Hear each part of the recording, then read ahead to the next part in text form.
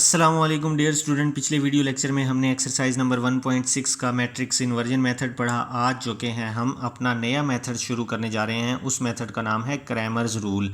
मैंने आपको पहले 8 क्वेश्चंस करवा दिए थे। अब जो कि हैं हम करने जा रहे हैं मेथड नंबर 2 जिसका नाम है क्रैमर रूल्स, और अब हम नेक्स्ट 8 क्वेश्चंस इसी क्रैमर रूल से करेंगे।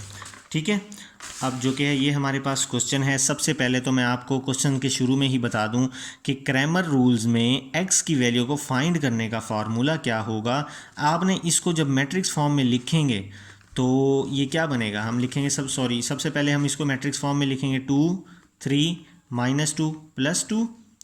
ठीक है, सेम उसी तरह से पहले कॉलम के साथ x है तो यहाँ पे x आ जाएगा, दूसरे कॉलम के साथ y है तो यहाँ पे y आ जाएगा, इज़ इक्वल टू इस वाली को भी हमने मैट्रिक्स फॉर्म में लिख लेना है। अब उसके बाद हमने लेट कर लेना है, फ़र्ज़ कर लेना है a के इक्वल।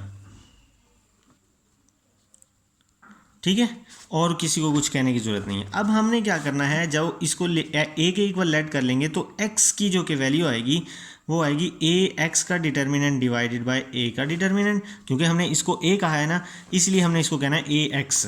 तो अब हमने जो कि y जो निकालना है तो हमने यहाँ पे लिखना है a y का डिटर्मिनेंट ओवर a का डिटर्मिनेंट। ठीक है, मैं फिर बताता चलूँ, x का फार्मूला लगेगा a x ओवर a का डिटर्मिनेंट, y का लगेगा a y का डिटर्मिनेंट ओवर a का डिटर्मिनेंट। अब हमारे पास यहाँ पे नई चीज़ क्या है, a x और a y, ये नई चीज़ें हैं दोनों। ठीक है, और ये जो a मॉड है ये a डिटर्मिनेंट ये आपको निकालना आता है। ठीक है, हमने पिछले कई वीडियो लेक्चर्स में किया। तो अब हमने करना कैसे है, तो ये देखिएगा ज़रा गौर से कि हमने सबसे पहले निकालना है a x। तो a x किस तरह से निकालेंगे, हमने x का जो कॉलम है वो है ये वाला कॉलम, मतलब कि फर्स्ट कॉलम ये x का कॉलम है। इस x के कॉलम को छुपा देंगे और इस वाले को हम x के कॉलम की जगह पे लिख देंगे। तो ये वाला कॉलम है 4 6, वो इसकी जगह पे आ जाएगा और ये वाला कॉलम एज इट इज़ आ जाएगा। अब इसका सिंपल डिटर्मिनेंट ले लेंगे, क्रॉस मल्टीप्लाई करके 4 मल्टीप्लाई बाय 2 -2 मल्टीप्लाई बाय 6, 4 2 ज़ा 8 माइनस माइनस प्लस 6 2 ज़ा 12 इज इक्वल टू 20। ax निकाल लिया। अब हमने निकालना है ay का डिटर्मिनेंट। अब ay में देखें y का कॉलम सेकंड कॉलम है ना, ये फर्स्ट कॉलम है ये सेकंड, तो ये सेकंड कॉलम y का है, तो ये मतलब कि ये भी y का कॉलम हुआ। तो इसको हमने छुपा लेना है और 4 और 6 को उठा के हमने इसकी जगह पे लिख देना है। इस 4 और 6 को y के कॉलम की जगह पे लिख देना है यहाँ पर। इस तरह से हमने इसकी जगह पे क्या किया, 4 और 6 को लिखा, इसको हम वैसे का वैसे लिख देंगे। अब हम इसको सॉल्व कर लेंगे, 2 multiply bye 6 minus 4 multiply by 3, 2 6 ज़ा 12 माइनस 4 3 ज़ा 12 इज इक्वल टू 0। ए एक्स भी निकाल लिया, ए वाई भी निकाल लिया। अब हमने जस्ट ए मॉड निकालना है, तो ये वाली ए की जो वैल्यू है उसका हम डिटर्मिनेंट ले लेंगे। 2 3 minus 2 2 is equal to 2 multiply by 2, इसको इससे किया, अब इसको इससे मल्टीप्लाई करेंगे, 2 मल्टीप्लाई बाय 3, 2 2 ज़ा 4 प्लस 2 3 ज़ा 6 इज इक्वल टू 10। तो अब हमारे पास जो कि सिंपल है, अब क्वेश्चन करेंगे हम, फार्मूला लिखेंगे। x का फार्मूला होता है a x का डिटर्मिनेंट ओवर a का डिटर्मिनेंट। तो a x का डिटर्मिनेंट है जो उसका आंसर आया ये 20। इसको हमने सॉल्व किया तो आंसर हमारे पास क्या आया 20, तो हमने 20 पुट कर दिया। ओवर a डिटर्मिनेंट का आंसर आया 10, तो 20 बाय 10 इज इक्वल टू 2। अब हमने निकालना है y का मैंने फार्मूला ऊपर लिखवाया आपको, ए वाई का डिटर्मिनेंट ओवर ए का डिटर्मिनेंट। तो ए वाई का डिटर्मिनेंट जो था 0 था, वो 0 आ जाएगा। नीचे ए का जो डिटर्मिनेंट है वो है 10, तो यहाँ पे हमारे पास 10 आ जाएगा, तो आंसर क्या आया 0। तो y का आंसर ये आया, x का आंसर 2 आया। सेम इसी मेथड से हमने सारे क्वेश्चंस कर लेंगे। बिल्कुल सेम यही मेथड क्वेश्चन नंबर 2 में यूज़ होगा। सबसे पहले जो कि हैं हमने इसको मैट्रिक्स फॉर्म में लिख लेना है, 2 6 फिर 1 और 5, फिर ये क्या बन जाएगा, पहली वाली को हमने x कहना है, दूसरे वाले कॉलम को y इज इक्वल टू ये 3 और 1। तो हमने इस वाली मैट्रिक्स को लेट कर लेना है a के इक्वल। तो हम कहेंगे let a is equal to 2 6 1 5। तो हम x का निकालने का फार्मूला ये लिख लेंगे, y का निकालने का फार्मूला मैंने आपको बताया। a x को मैंने समझाया अभी कि किस तरह निकालना है।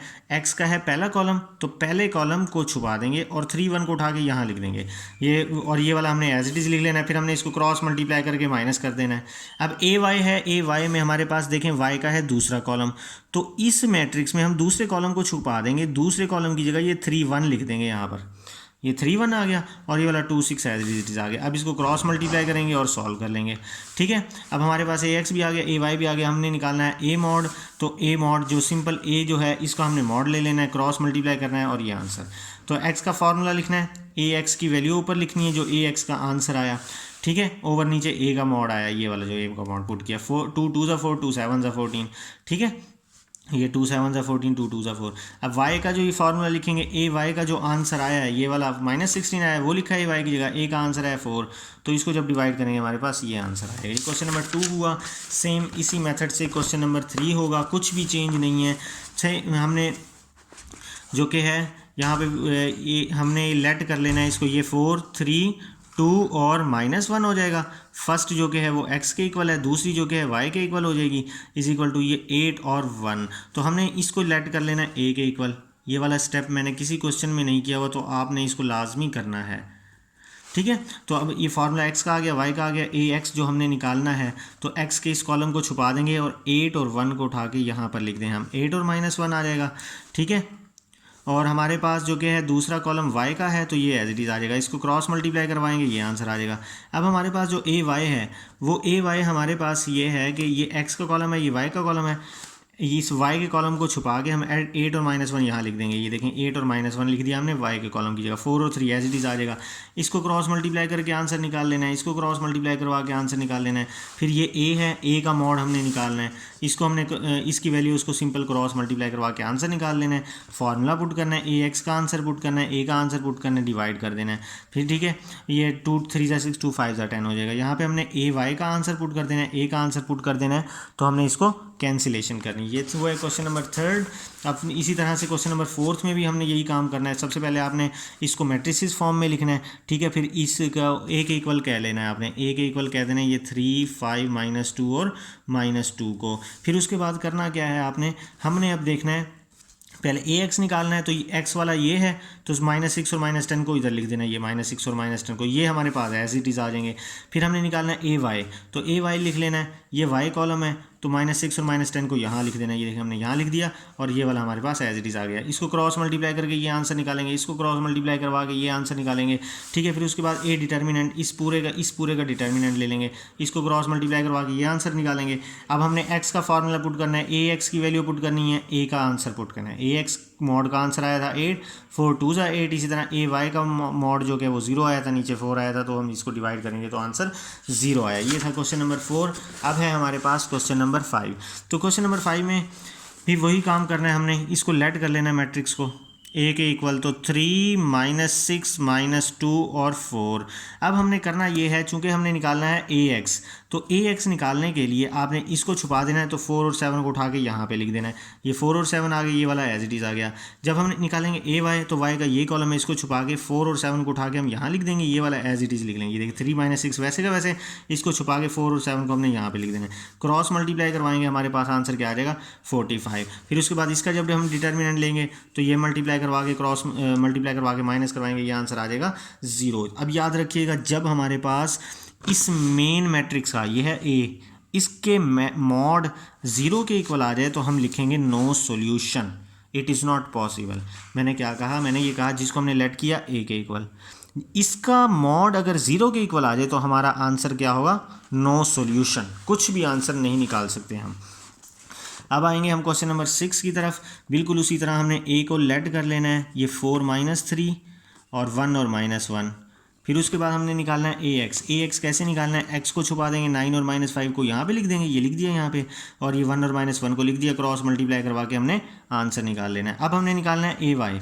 ए वाई कैसे निकालना है, वाई के कॉलम को छुपा के इसको तो एज इट इज़ लिख लेना है, ठीक है। 9 -5 को इसके ऊपर लिख देना है, 9 -5 को। अब इसको क्रॉस मल्टीप्लाई करवाएंगे और प्लस माइनस करेंगे, आंसर ये आएगा। अब इस ए का मॉड लेंगे हम, ए का जो मॉड लेंगे वो ये क्रॉस मल्टीप्लाई करवा के माइनस करवा के हमने ये आंसर लिख लेना है। फिर उसके बाद जो कि है हमारे पास एक्स का फार्मूला लिखेंगे, इसे ए एक्स का आंसर लिखेंगे, ए मॉड का आंसर लिखेंगे, दोनों को माइनस माइनस से कैंसिल हो जाएगा 4। इस तरह वाई का फार्मूला लिखेंगे, ए वाई का आंसर लिखेंगे और ए का आंसर लिखेंगे, तो ये हो जाएगा -7।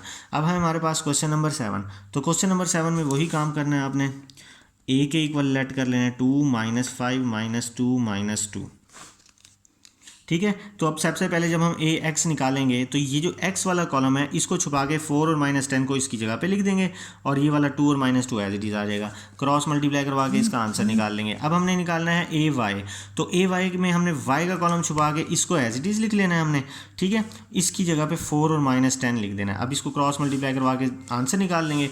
अब ए का डिटर्मिनेंट लेंगे, ए का डिटर्मिनेंट लेंगे तो क्रॉस मल्टीप्लाई करवा के जब माइनस करवाएंगे तो ये आएगा -14। एक्स का फार्मूला लिखेंगे, ए एक्स का जो आंसर आएगा वो लिख लेंगे, ए मॉड का जो आंसर आएगा वो लिख लेंगे। इनको 14 2 28 होता है। इसी तरह वाई का फार्मूला लिखेंगे, ए वाई ओवर ए वाई का आंसर 0, ए का भी आंसर 0, तो जब हम डिवाइड करवाएंगे तो आंसर 0। इसी तरह से हमारे पास है क्वेश्चन नंबर 8। क्वेश्चन नंबर 8 में हमने क्या कर लेना है, लेट कर लेना है वही ए के इक्वल 3 1 -4 2, ठीक है। अब इसमें हमने क्या करना है, इसमें हमने करना ये है वही काम कि अब ए एक्स जब निकालेंगे, ये एक्स का कॉलम है, इसको छुपा देंगे, 4 और 2 -4 2 को हम लिख देंगे और 4 और 8 को इसकी जगह पे लिख देंगे। सॉरी, ए एक्स मैंने ये निकाला है, ये ए है, ठीक है। क्या किया मैंने एक्स का कॉलम छुपा के, ये पहले कर लो बाद में कर लो कोई फ़र्क नहीं पड़ता, आप बेशक पहले ना करें, पहले ए एक्स निकाल लें।